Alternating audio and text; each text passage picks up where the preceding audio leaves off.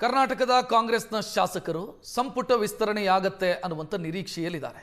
ಪ್ರಯತ್ನವನ್ನು ಕೂಡ ಮಾಡ್ತಾ ಇದ್ದಾರೆ. ಆದರೆ ರಾಹುಲ್ ಗಾಂಧಿ ವಿದೇಶಕ್ಕೆ ಹೋದವರು ಇನ್ನೂ ಕೂಡ ವಾಪಸ್ ಬಂದಿಲ್ಲ. ರಾಹುಲ್ ಗಾಂಧಿ ಬರದೆ ಕ್ಲಿಯರೆನ್ಸ್ ಸಿಗಲ್ಲ, ಕ್ಲಿಯರೆನ್ಸ್ ಸಿಗಬೇಕು, ಅದಕ್ಕಾಗಿ ಕಾಯ್ತಾ ಇದ್ದಾರೆ.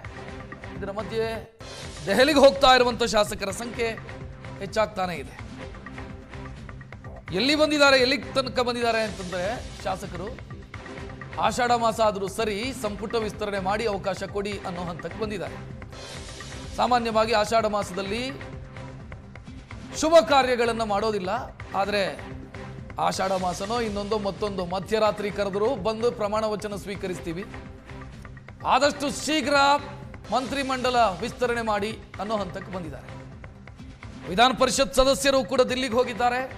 ಸಚಿವ ಸ್ಥಾನಕ್ಕಾಗಿ ಪಟ್ಟು ಹಿಡಿತಾ ಇದ್ದಾರೆ. ಅವರು ಅವರದ್ದೇ ಆದಂಥ ಲೆಕ್ಕಾಚಾರಗಳನ್ನು ಹೇಳ್ತಾ ಇದ್ದಾರೆ.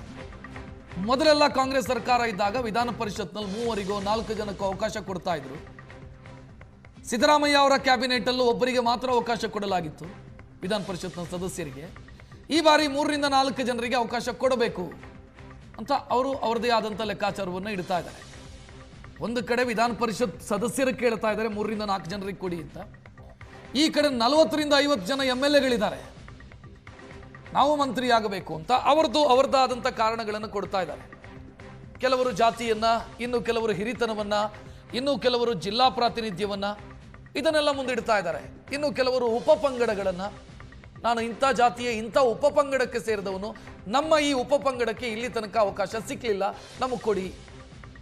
ಅಥವಾ ಈಗಾಗಲೇ ನಮ್ಮ ಜಾತಿಯ ಇನ್ನೊಂದು ಉಪಪಂಗಡಕ್ಕೆ ಸೇರಿದವರು ಕ್ಯಾಬಿನೆಟ್ ಅಲ್ಲಿ ಇದ್ದಾರೆ 14 ಜನರಲ್ಲಿ ಒಬ್ಬರು, ಈಗ ನಮ್ಮ ಜಾತಿಯ ಇನ್ನೊಂದು ಉಪಪಂಗಡಕ್ಕೆ ನನಗೆ ಕೊಡಿ.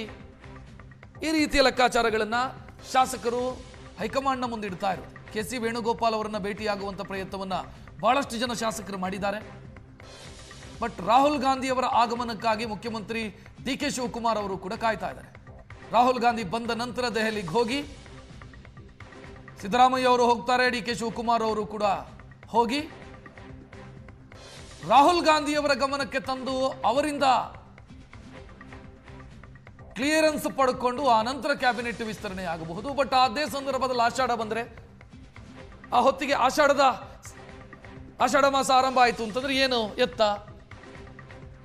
ಸೊ ಇದೆಲ್ಲವೂ ಕೂಡ ಲೆಕ್ಕಾಚಾರಗಳು ನಡೀತಾ ಇದೆ. ಶಾಸಕರ ಪರಿಸ್ಥಿತಿ ಏನು ಅಂತಂದ್ರೆ ಆಷಾಢನೋ ಇನ್ನೊಂದು ಏನಾದರೂ ತೊಂದರೆ ಇಲ್ಲ, ಮಂತ್ರಿ ಆದರೆ ಸಾಕು ಅಂತ.